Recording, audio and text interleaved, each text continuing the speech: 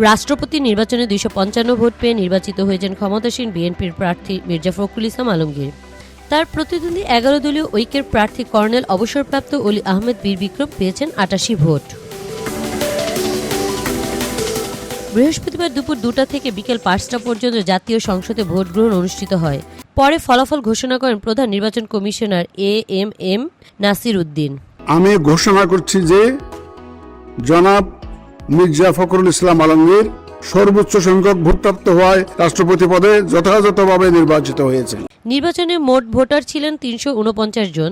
তবে ভোট দিতে পারেননি ঢাকা 8 আসনে সংসদ সদস্য মির্জা আব্বাস, চট্টগ্রাম 3 আসনে সংসদ সদস্য মোস্তফা কামাল পাশা এবং স্বতন্ত্র প্রার্থী ব্রাহ্মণবাড়িয়া 2 আসনের সংসদ সদস্য রুমিন ফারানা।